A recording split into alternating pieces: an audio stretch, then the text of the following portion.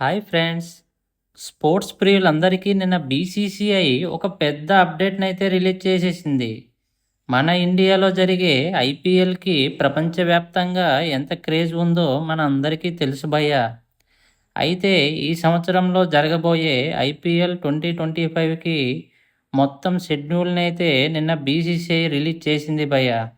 అయితే ఈ రిలీజ్ చేసిన షెడ్యూల్ ప్రకారం మొత్తం 70 మ్యాచ్‌లయితే జరగనున్నాయంట భయ్యా.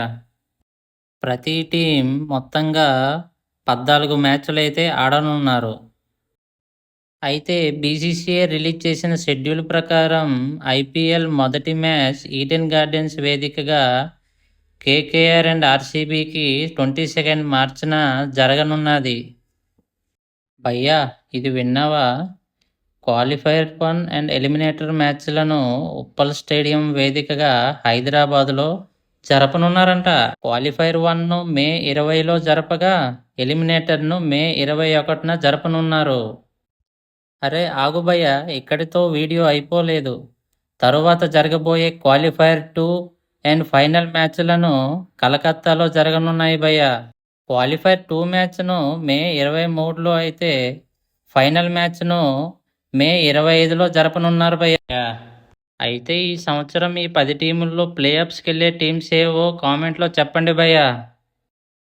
మన విశాఖపట్నం క్రికెట్ లవర్స్‌కి ఇంకొక సర్ప్రైజ్ న్యూస్ ఏంటంటే, మన ఢిల్లీ క్యాపిటల్స్ వాళ్ళ మొదటి 2 హోమ్ మ్యాచ్‌లను మన వైజాగ్ స్టేడియంలో జరపనున్నారంట. మొదటి మ్యాచ్ లక్నోతో మార్చి 24న జరిగితే, రెండవ మ్యాచ్ మార్చి 30న ఎస్ఆర్హెచ్‌తో జరగనుంది.